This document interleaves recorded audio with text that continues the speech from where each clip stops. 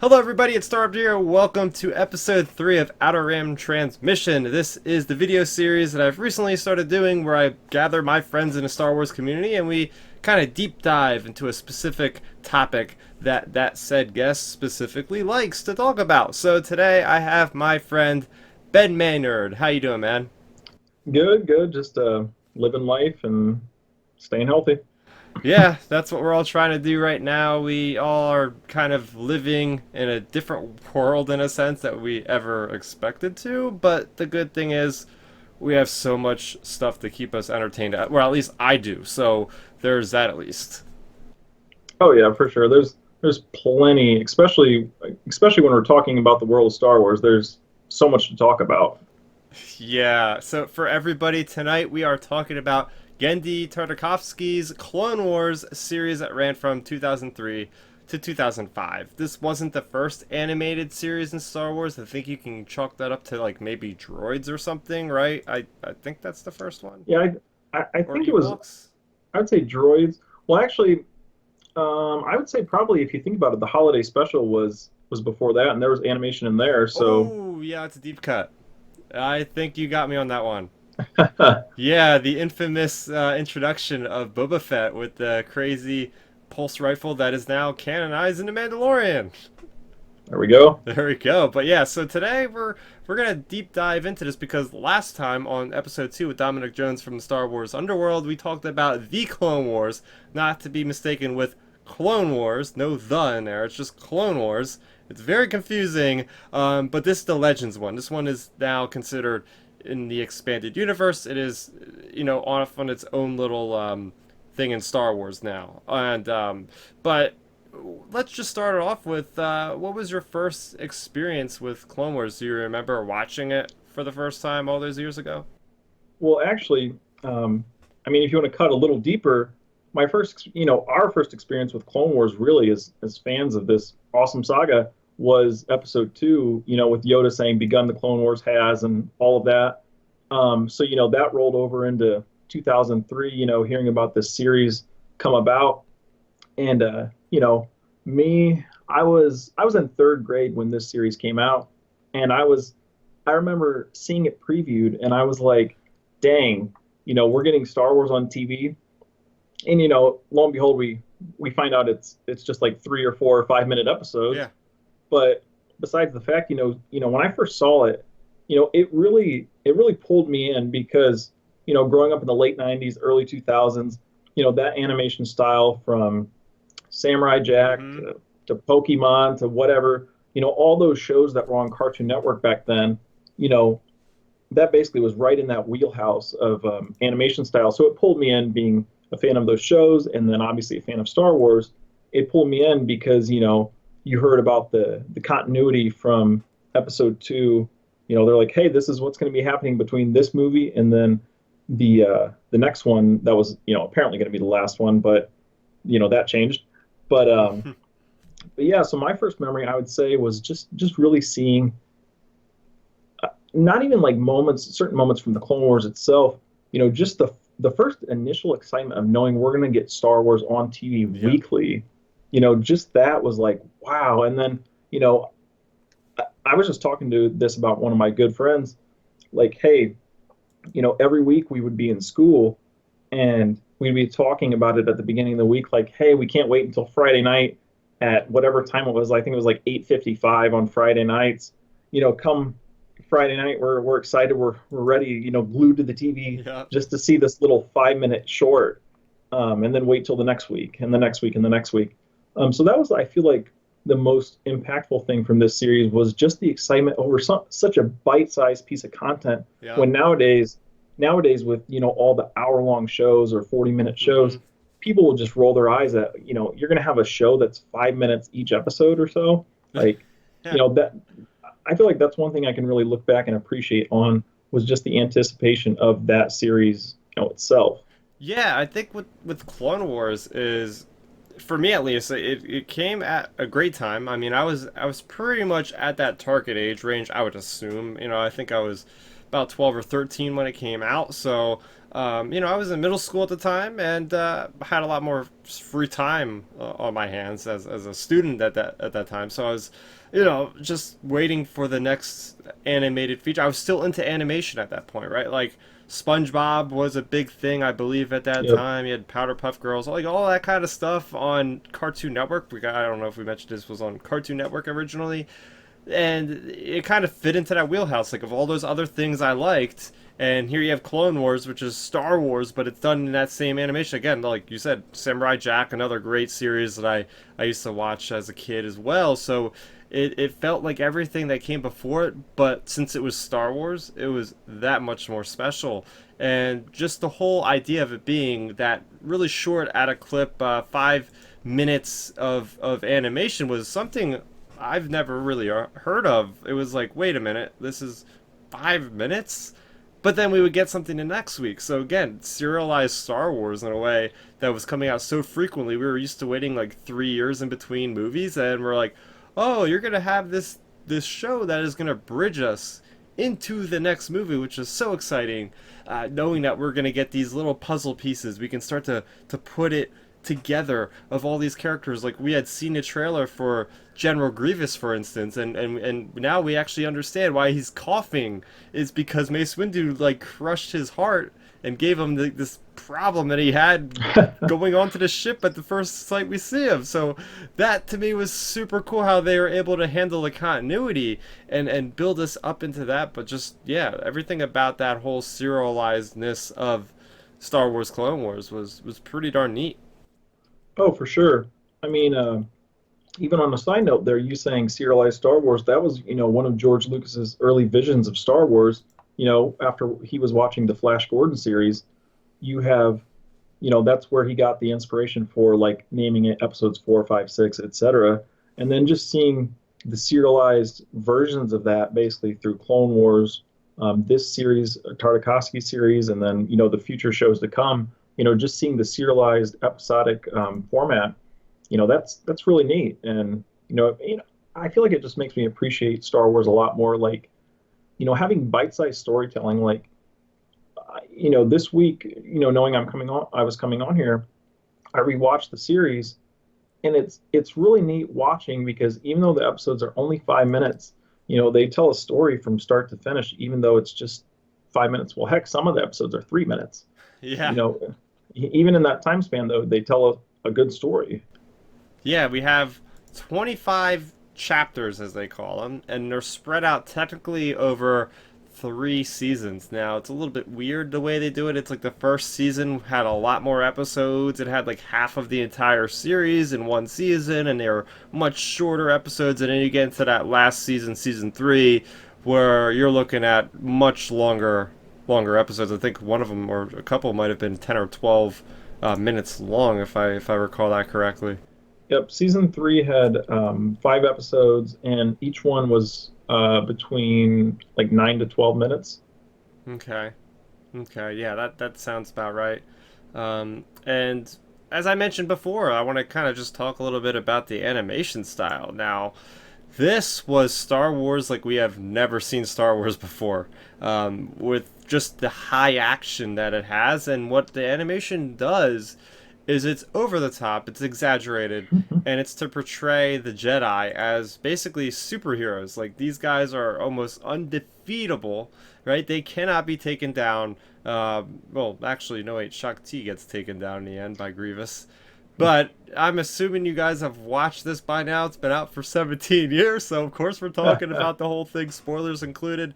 But that to me was really neat, is seeing these Jedi just over the top. Just animation, they're jumping 500 feet in the air, Mace Windu, just wrecking things. What did you think about the animation, Ben?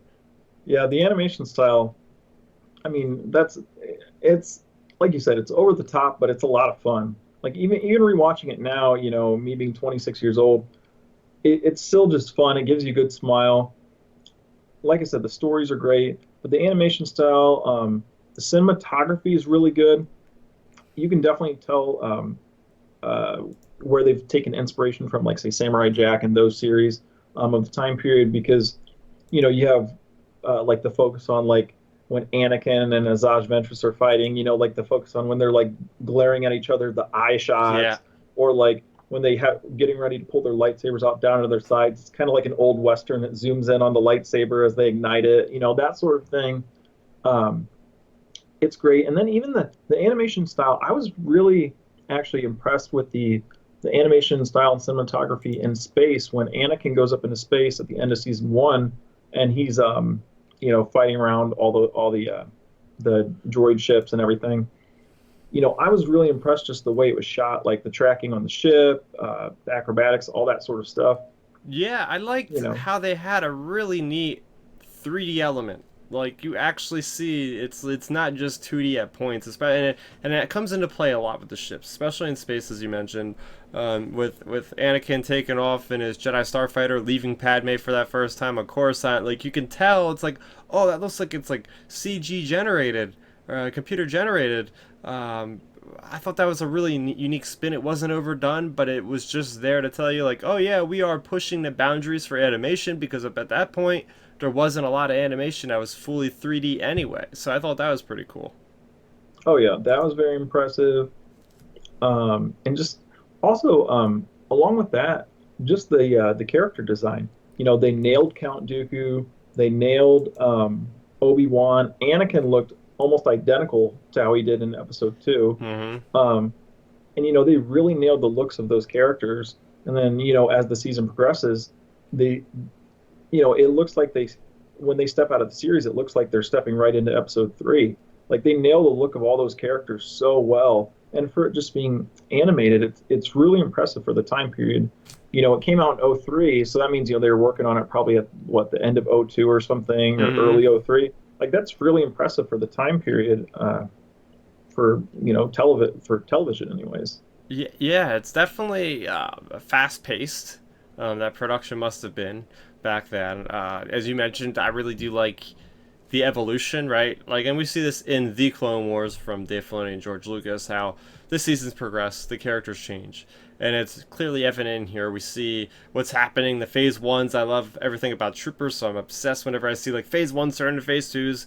Then you have Anakin's hair growing longer, which is something we hadn't even seen in the Clone Wars, which bummed me out a little bit. Like, okay, we just see him automatically with long hair. Where was he right after Attack of the Clones? And that's what this series does better, is it shows us pretty much the wide breadth of the Clone Wars, all 3 years of it, right after the events, essentially. Like, okay, we're on Coruscant. There's what's going to be the Empire one day. You got all these Vindicator or whatever they're called, cruisers, and Yep. they're all taken off of Coruscant, and there you go. So that's pretty neat. I think it tells more of a bigger picture with a small degree, if that makes any sense. I mean, obviously, the Clone Wars is 7 seasons, but it doesn't have that moment right after Attack of the Clones. Yep. Yeah, that was one thing I really liked how it picks up right after Attack of the Clones. Basically, you have uh, Palpatine meeting with Obi-Wan and Anakin and the Jedi, and they're basically like, even at that point, the early stages, Palpatine's like pushing Anakin into action. Just the early stages of him manipulating Anakin, Yeah, to groom him to what he becomes.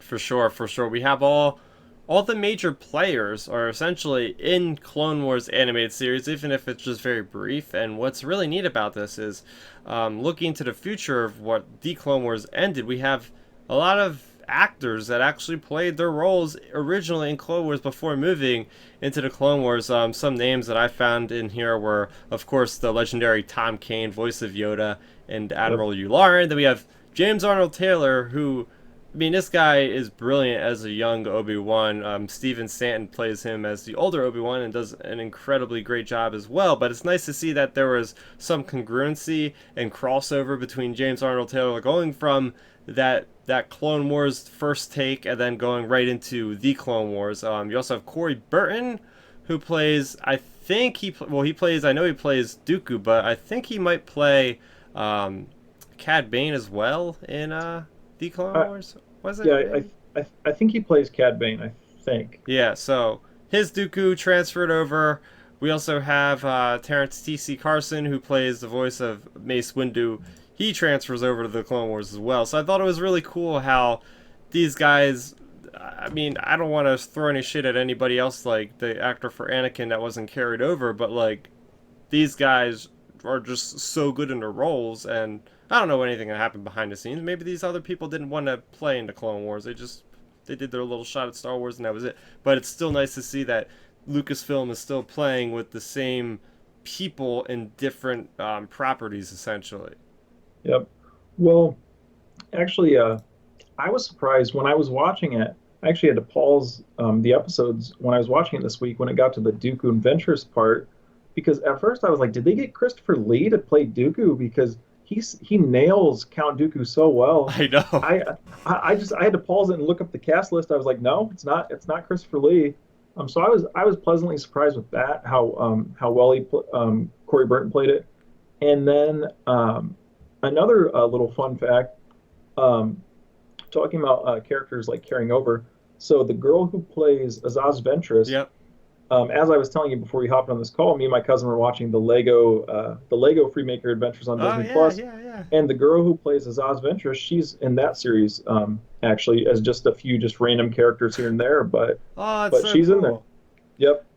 And you see that all over Lucasfilm, right? Like, I mean, you Oh see yeah. the movies and these actors from the animated. They're always. I love how Lucasfilm is just treating these people as part of the family and having these guys go into ADR. You know, the additional voices after the principal photography. Like, they'll be playing alien voices in the background. You'll see like Yep. Sam Witwer playing just a random person, or Vanessa Marshall who played Hera playing a random person. Like, they'll get Deep Bradley Baker in there somewhere who plays the clones in the clone. Like, I like how everybody's in, again, like one family, and Lucasfilm is just using them because everybody works so well together, and it's great to see that carry through. But yeah, I mean, let's just talk a little bit about, I guess, just the overall story of Clone Wars and how it kind of delves into some things that are a little bit strange for Star Wars. I'm looking at you, the end of season 3, when you have Anakin on this strange planet with the Techno Union, and he's doing some really strange stuff with cave paintings on walls.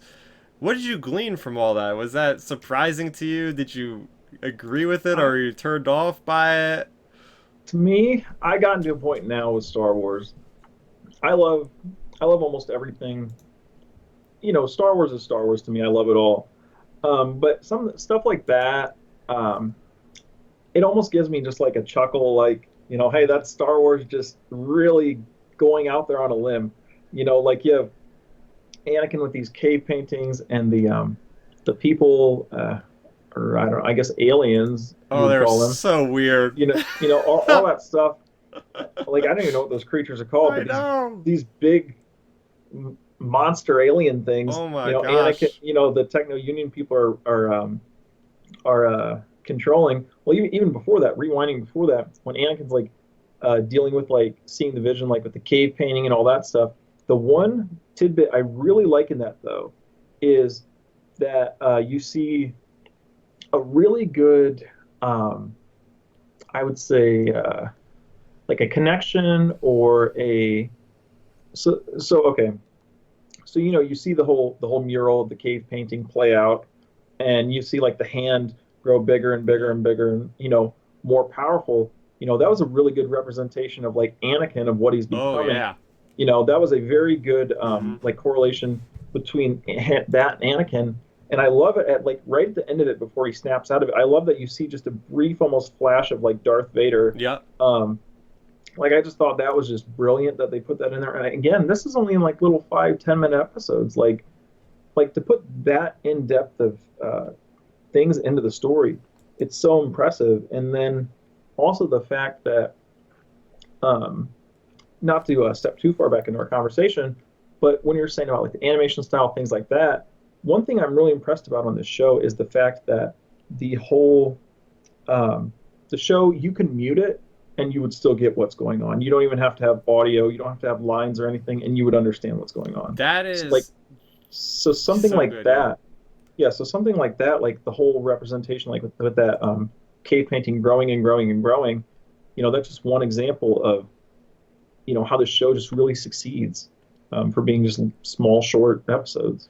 Yeah, I think that's one of the things about Star Wars that makes it so great is you can treat, especially certain films, especially as what they call silent films. Like everything's just conveyed so well through the visuals that you can kind of sit back and just soak it all in and understand. Like, okay, like Luke staring at the twin suns, that you understand he's yearning for more than what his life is right now. You got the rebel cause fighting against this oppressive government that are all black and white, right? Like you have these people that are fighting for something they believe in, this rebellion. And I think that, yeah, again, Star Wars really just gets into everything from a clear to understand vantage point, that and that's what makes Star Wars so universal, is that no matter what part of the world you come from, people love Star Wars. If it's clearly evident, you go to Star Wars Celebration, you see people from all walks of life there, all over the world, because its message, we can come from different cultures and everything, but it all is so universal. It all resides in us as something that's able to be understood, and it's all because of the vision. The vision and everything that is displayed visually is a big proponent of really delivering that message home for everybody. Oh, for sure, I agree. I mean, you have that with, like I said, with Anakin and the cave paintings. That gets a little trippy.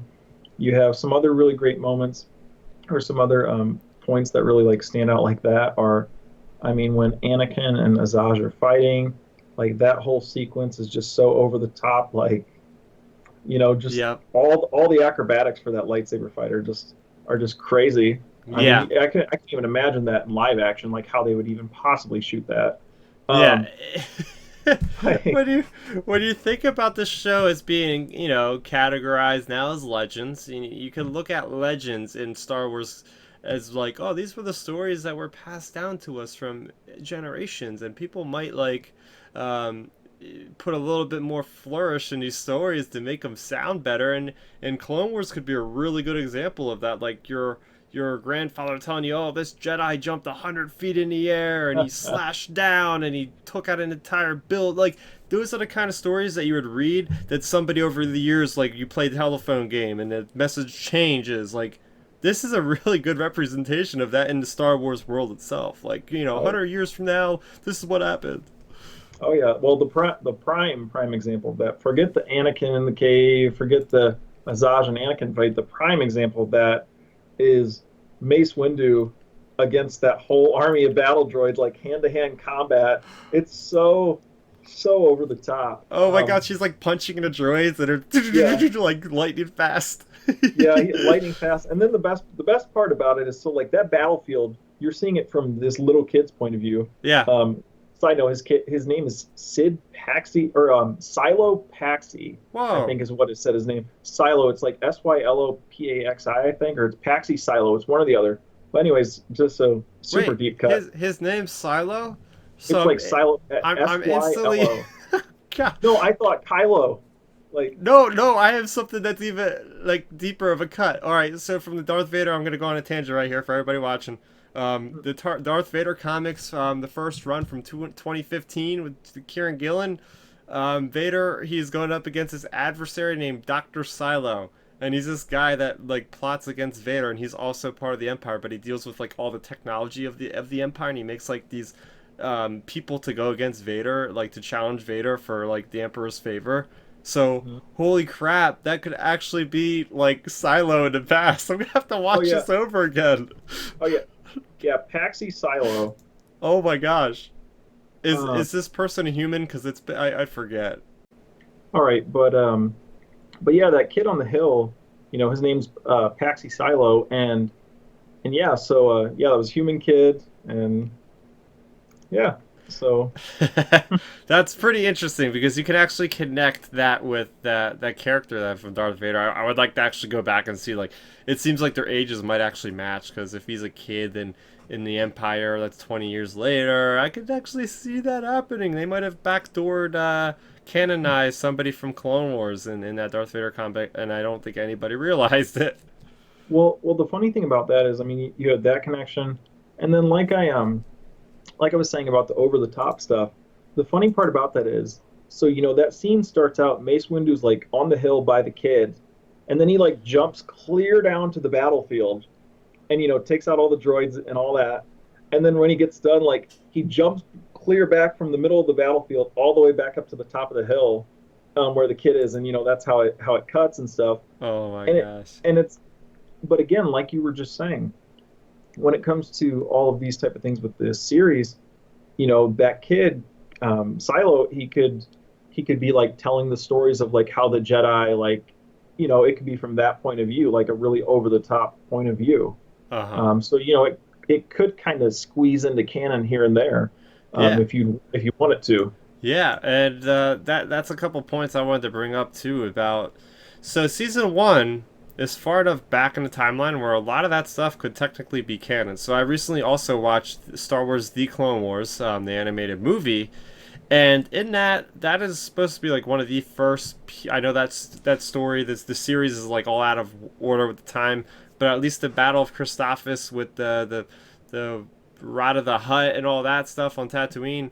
Anakin has a conversation with Asajj and sees it as something about revenge. So apparently they had a fight at some point before that, and they have a fight in season one. So Yep. I kind of use it as headcanon, like that first season would still kind of count in my eyes because there's nothing that says it doesn't count for any weird reason. Another cool thing is the whole bit of stuff with with the not Dark Disciple book, but the Dooku Jedi Lost. So Dooku Jedi Lost is an audio drama in that Count Dooku recruits Asajj Ventress from the fighting pits, which is exactly what happens. Now, the way they tell it in that is a little bit different than what actually happens, or at least what we see in that series. But again, that's like another point in its hat. Like, okay, they're slowly starting to canonize some things, but once you get into like season 2 and season 3, it can't really work now with the way the Clone Wars is, and there's not really Yeah. anything that happens that would make sense anymore. Yeah. No, when it comes to like Dooku with Azaj, that was one of my other favorite moments. Like that was so cool seeing Asajj training, and then I love that she tells Dooku, "Oh, I'm a Sith," and he pretty much comes down. And he's like, "No, you're not," and he just like basically whips on her, like just starts shocking her and stuff, and Yep. beats her, and it's like just proves the point, like she's way too arrogant. So that's great. Like you said, those things can like loosely connect to the current canon timeline. Um, Yeah. They really. It's interesting because I mean George Lucas. I don't know how much he was thinking about the Clone Wars when he was making Clone Wars, right? Like that was a good 5-6 years before that series got off the ground, or even before they started making it. So yeah, I want to just see what his imagination was with like, oh, I'm doing a regular traditional 2D animation. Oh wait, but now I want to do a 3D one. So it's like, do I have to retcon some stuff that happened in Clone Wars already? Like I want to see like what his creative process was. I mean, he was always doing stuff that was breaking the barrier, stuff that was revolutionary for its time. So to see that happen, I would like to know that story one day. I mean, it might oh already yeah, be out there. I just haven't looked hard enough for it. yeah. But let's get into some of our favorite moments from Clone Wars because I have quite a few myself. So I'm interested to see what you like the most about this series here. Oh yeah, there's plenty. Like I said, some of the stuff we've talked about already, some of the over the top stuff, it's just like, it gives you a grin. That sort of stuff is always entertaining. But for specific moments, of course, I feel like one of the highlights, and I'm sure it's probably on your list, is the introduction of the ARC troopers. Oh Um, yes. like the whole introduction of the ARC troopers, when they're going and like busting into the droid base or whatever, and the ones like one in the rafters, one in the other rafters, Yeah. one in there, that whole mission, like that just was such a cool mission, like seeing these clones just take over, and just really showed they're like the elite of the elite. That was really cool. Seeing the whole clone gunship, shooting at General Grievous. That whole sequence was great, and almost like I guess you would say from like a scary movie or something. like when it's Ki-Adi-Mundi, Shakti, Ayla Secura, Hmm. and just those two other just random no name like Jedi apprentices, they're hiding from General Grievous and Yeah. everything. And you hear Grievous is like boom, boom, boom, like walking all around. And again, back to like what we were saying about the cinematics and Hmm. animation style, like Ki-Adi-Mundi's apprentice, like he's like, no, don't go out there, and he's like, ah, and runs out in there, and Grievous is just like boom, right down on top of him. And Oh man. it's great. Like the cinematics though, like it zooms in just on Ki-Adi-Mundi's eyes right here, and his eyes like widen, so Yeah. you can really like get the emotion of the whole scene and everything. Um, and just that whole sequence was great. Yeah, that was one of my favorite sequences, and I'm Okay. playing more. But let's hear one of yours.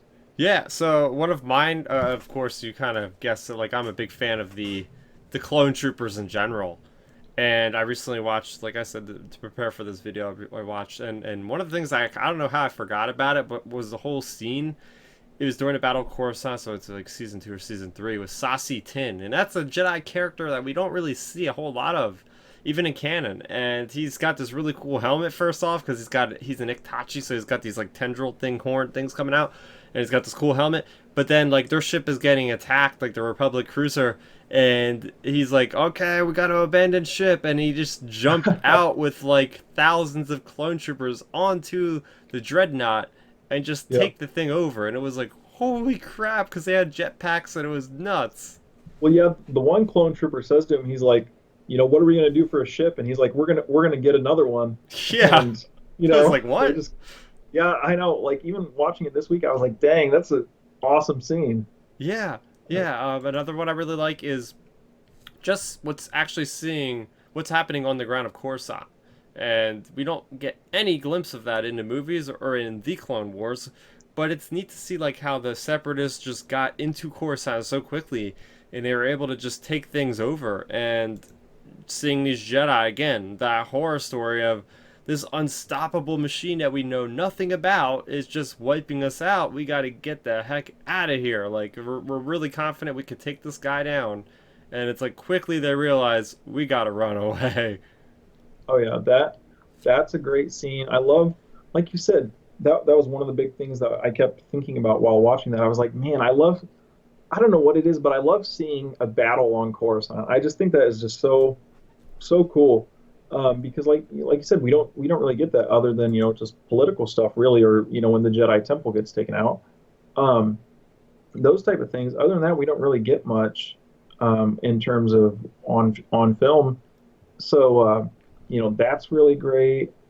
I love also along with that. I really like the like going back to earlier in the Clone Wars. I can't believe we haven't even brought it up yet. Is the bounty hunter Dirge? Um, that ObiWan Yes. squares off with. Like, seeing this thing, for one, I was in like I said, third, fourth grade at the time. Seeing this bounty hunter face Obi-Wan, at this Yep. point, a lightsaber can like cut through anything in the galaxy, and Dirge is like blocking his lightsaber with these arm shield things, and it was crazy. And then the fact that he like reformed back together after he got killed, and they had to kill him again, and it's That was it's crazy. like that was one of those moments. It was like whoa. Um, so that was a really exciting moment. Uh, there's just so many great moments, and then early on, I think it was the in the second episode, or I think it was the second or third episode, seeing Kit Fisto battle it out underwater. That was pretty cool. Yeah, that was the first time we've ever seen a Jedi go underwater. I mean, people were probably thinking up to that time, like, can lightsabers even ignite underneath the water? What's the whole physics behind that? Although we know physics doesn't really work in Star Wars, at least our Yeah. physics, so it doesn't really matter anyways. Oh yeah. Well, actually, and speaking of Kit Fisto fighting underwater, you want to like a deep cut for Star Wars Battlefront 2, the original game from 2005. You can actually get Kit Fisto and Asajj Ventress downloaded on there as playable characters. And Kit Fisto's power, it's like this charging up almost like a water ball thing, and Whoa. you can throw it. Yeah, it's pretty cool. I just threw in Battlefront 2 the other day in my Xbox just for the fun of it, and it updated the game, Huh. and you can play as Kit Fisto or Asajj, And Kit Fisto's like a special thing is like he gets like this water ball thing he can like chuck and What? yep. So that's a fun thing if any of you have the old Battlefront 2. So there's that. I don't know. Yeah, like I said, Kit Fisto was great in those series. Oh, and then even just Star Wars humor. Like that's one thing we haven't really touched on yet either. Is like there's some good humor points in this when so when you have Yoda go to Ilum to rescue Luminara and Barriss Offee, Padme to even go to Ilum, he's on the ship with Captain Typho and Padme and C-3PO and R2, and he does this whole like mind trick sequence with Captain Typho, and Padme's literally just standing there watching Yoda do it, and she's like, "Okay, Yoda," or she's like, "Okay, she's like, okay, Captain Typho. I'm sure we don't need to have you persuaded by Master Yoda anymore." And Yoda just like grins at her, like like just that type of little Star Wars humor. That was pretty funny.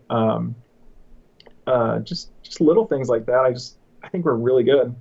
Yeah, that's the thing is Star Wars.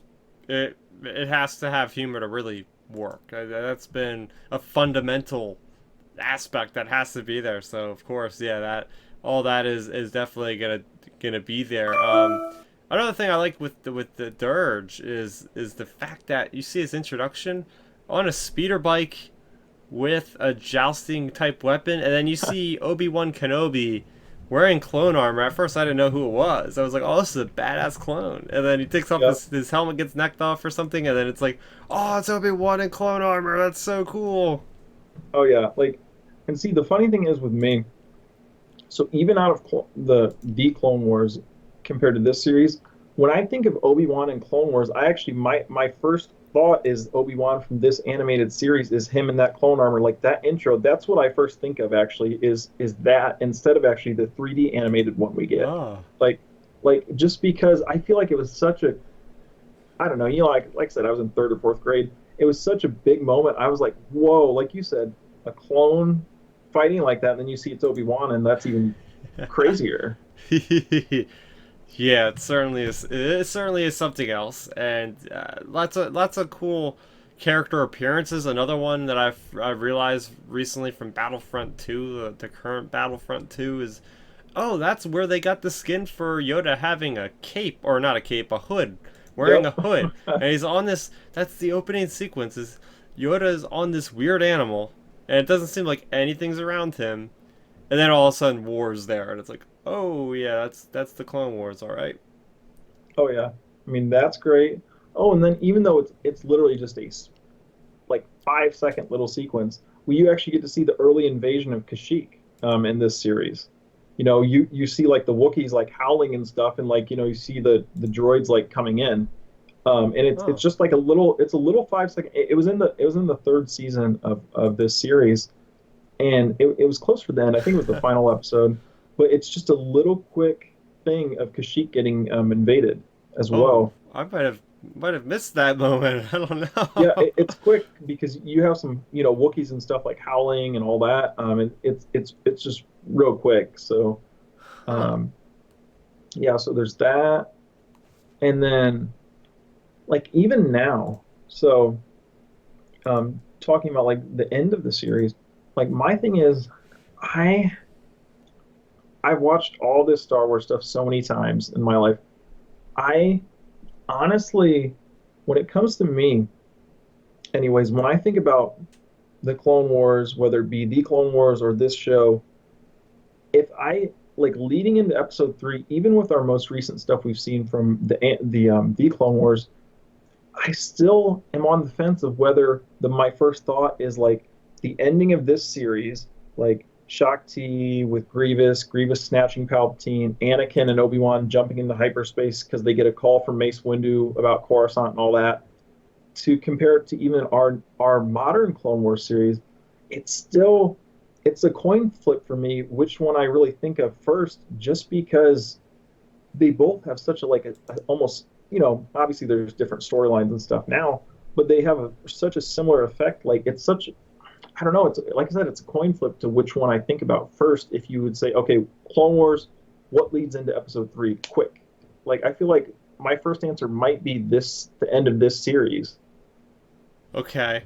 Yeah, and I can see where you're coming up with that because that would be the closest thing we see lead up to Revenge of the Sith, I think, because it's like you're dealing with a major villain from that series, and you pick up in the Revenge of the Sith with that have already that have happened like 2 minutes ago. They're already on the ship. They just got on the Dreadnought ship with Palpatine and Grievous and Shakti already, because we know her from the deleted Yep. scene of Episode 3. So I totally get where you're coming from, because from from a timing perspective, you see the Clone Wars with Obi-Wan, Anakin. Oh, we got the alarm. We're gonna go save the Chancellor, and I can almost see it in my head now, years from now, being like an amalgamation of like, oh, they're both kind of well, the one is canon-ish now because it's like you got the Shakti that got captured in Episode 3 and all that kind of thing. So again, you can kind of head canon that a little bit and be like, yeah, that really happened, that didn't, and it just melds together. So yeah. Oh yeah, I mean, like I said, I feel like that's a really big impactful scene, and I think again at the time period because this series ended, I think it was in March or April of 2005. It ended right before Episode 3 came out, so that was all the like, excitement of like, whoa, this is leading into the final movie, quote unquote final movie. It's leading into it, and then boom, like you said, we roll right into Episode 3, and that's what we're getting. It's like, wow, we're connecting this little tiny TV show to the live action movies. Like, again, that was unseen, really, And or unheard of. yeah, and and that, and we'll kind of finish up talking with this kind of topic here, is like that Yep. kind of leads up to like this series setting a precedent for the rest of Star Wars to come, where everything kind of interweaves with each other. Now we have this canon that happens where everything kind of flows into each other. You have series like Star Wars Resistance, which did a similar thing to this series where they were playing in that space between The Last Jedi and The Rise of Skywalker. Definitely wasn't as consequential as the Clone Wars series and what happens with Episode 3, but nonetheless, they've done it again with that series, and just playing with these characters. If the Clone Wars didn't exist, then the Clone Wars probably wouldn't exist, which probably wouldn't lead to anything like Star Wars Rebels and any of these awesome things that are probably going to happen in The Mandalorian if the rumors are said to be true. So Yeah. I think a lot of Star Wars can really be stemmed from Clone Wars, and I think that's why it's such a popular moment in Star Wars for a lot of fans. A lot of fans probably, I think, can still say this is one of their favorite things about Star Wars with the movies, and everything else is Clone Wars. Tartakovsky's Clone Wars really left its footprint in the entire saga. Oh yeah, definitely. I mean, no matter what fan it is, unless it's like a fan who didn't grow up with it, a really a much younger fan, maybe they hadn't seen this show before, etc. But if you listen to other YouTubers or just people talk about Star Wars, inevitably when they're talking about some of their favorite things, it always does get brought up by somebody. If they're talking about the shows and whatever, they're always like, oh well, what about Tartakovsky's Clone Wars? That is brought up, and because it's brought up, even though it was so short, it was such an impactful, like you said, an impactful point in Star Wars history, really. Yeah, yeah. So, yeah, do you have any final thoughts on Clone Wars? Anything you want to say? Because this is a series that really, really did a lot for the franchise. I would say for the people who've seen it, how great it is. It's a fun show, and even if you haven't seen it before, I highly recommend to go back and watch it. Like, both seasons, they're not on Disney Plus to watch right now, but they're on YouTube, and both seasons are in good quality on YouTube. Go watch them, check them out. They're only an hour apiece, so it's not like you're going to be spending, hours and hours and hours watching them. Like, say, if you would have to binge all 7 seasons of the Clone Wars, Yeah. this is just a quick little watch, and it's worth it, even though it isn't canon. official canon. Like we were talking about earlier in the conversation, this can be almost in the legends category of like, this the like the telephone game. The truth is stretched a little bit. The stories are over the top, and you really get to see where some of the early, like you said, the early musings of the Clone Wars comes from. You get a lot of the great characters like Azaz Ventress, you get General Grievous, you get more the Anakin and Obi-Wan dynamic, which that's really, really great. Just all that sort of stuff. So I would say check it out if you haven't seen it, or just go back and give it a watch if you haven't seen it in 17 years. It's well worth it. It's very entertaining, and it's really a great piece of Star Wars history that, in my opinion, anybody that's a fan of the universe, whether it's live action or whatever, I feel like it's a must watch. Yeah, and Ben said it very, very greatly there. It's worth a watch if you guys can find it. I think it's in DVD form somewhere, but like he said, it is on YouTube somewhere. Definitely go check it out. But where can all the people find you on the internet if they're looking to see what you're up to, Ben? Yep, I would say if you want to find me talking Star Wars or other superhero type things, etc., anything movie related, really, just follow me on Twitter at RealBenMaynard, and yeah, that'll be my main hub to find out what I'm up to. Yeah. You can always be expected to be into a great conversation with Ben, as we always are chatting about the latest happenings in pretty much everything geek culture. So it's a good time, good follow. And now it's up to you guys in the comment section down below. What are some of your favorite things about Clone Wars? Have you watched? I keep stumbling saying the Clone Wars because I'm so used to saying that. Have you guys watched Clone Wars? Let's talk about it in the comment section down below. This was Outer Rim Transmission number 3. I have the previous other episodes on the channel right now.